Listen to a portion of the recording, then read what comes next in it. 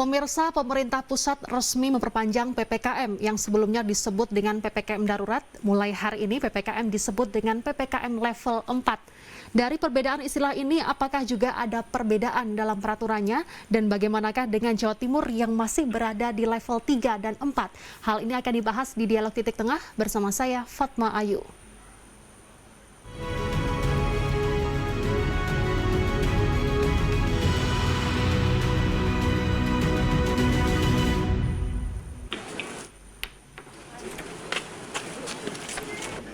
Tiga orang anak di bawah umur, satu diantaranya berkebutuhan khusus, harus menjalani isolasi mandiri tanpa kehadiran orang tua.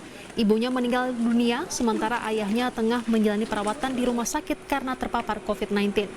2 pekan terakhir, tiga kakak beradik ini harus menjalani masa isolasi mandiri tanpa ditemani oleh orang tua mereka di kawasan Puskopat Buring, Kedung Kandang, Kota Malang.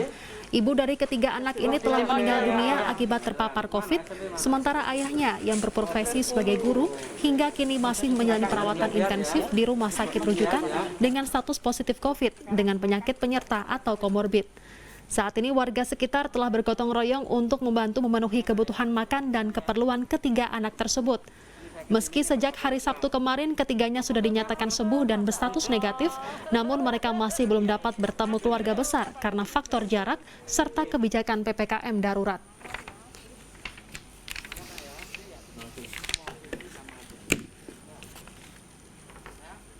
Pemirsa, Anda menyaksikan Dialog Titik Tengah, kali ini membahas berkaitan dengan perpanjangan PPKM darurat dan sudah terhubung melalui sambungan daring, yakni bersama juru bicara Satgas COVID-19 Jawa Timur, Dr. Makian Jibril. Selamat siang, dokter.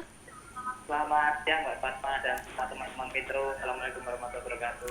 Waalaikumsalam warahmatullahi wabarakatuh. Langsung saja, dokter, ini berkaitan dengan PPKM yang resmi diperpanjang. Ada perbedaan istilah di sini, dari darurat menjadi level 4. Apakah juga ada perbedaan dalam segi hal peraturannya begitu?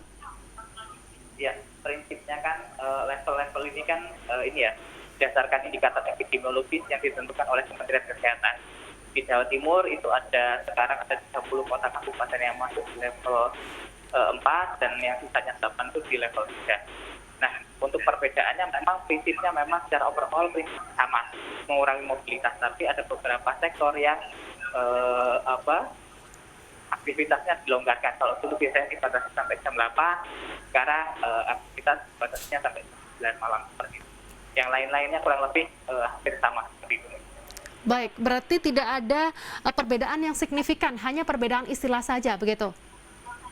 Ya, prinsipnya beberapa istilah dan ada sedikit pelonggaran ya, yang terkait masyarakat yang pekerjaannya itu harian. Jadi kita juga mendengarkan dari aspirasi masyarakat yang mengatakan bahwa memang orang-orang yang bekerja harian, orang-orang yang misalnya buka toko kaki lima dan sebagainya, ternyata mereka itu justru penjualannya itu peaknya itu justru di jam 8 gitu ya, jam 7-8. Jadi kalau misalnya ditutup jam 8, pendapatan mereka itu tidak cukup gitu untuk mengcover.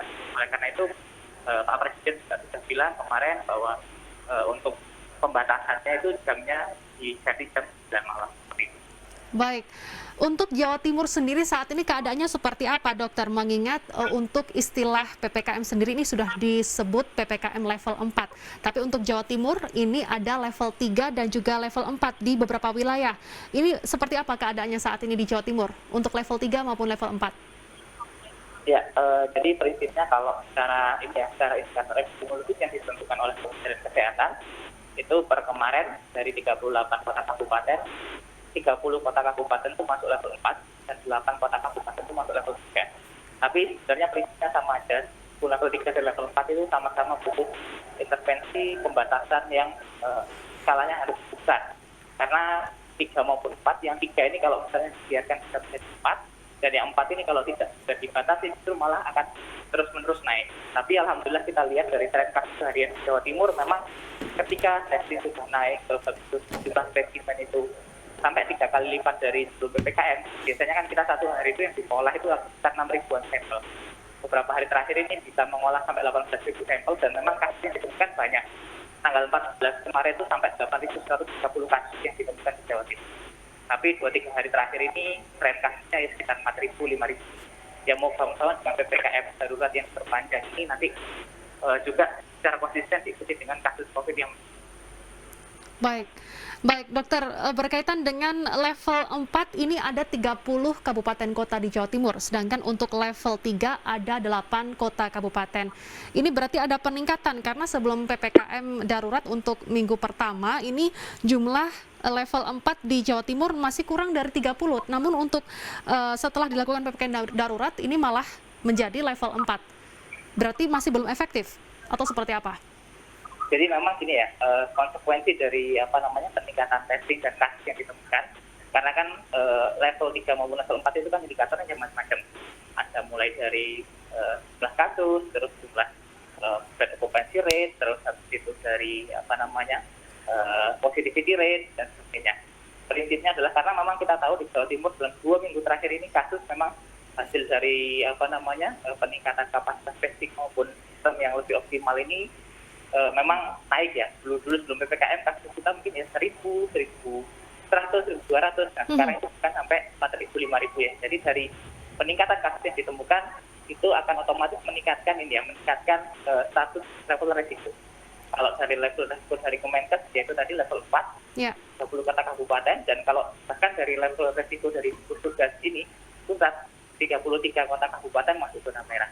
Tapi itu tidak masalah, itu memang salah satu konsekuensi ya. Kan semakin banyaknya kasus yang ditemukan, otomatis resiko itu akan naik.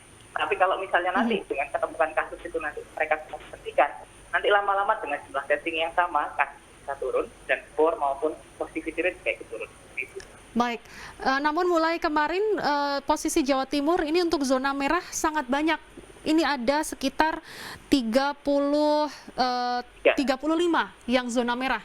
3 sisanya ini zona oranye. Bagaimana ini dokter untuk penanganan kasus COVID-19 yang ada di Jawa Timur? Ini nanti akan dibahas di segmen kedua. Pemirsa jangan kemana-mana, kami akan segera kembali usai jeda.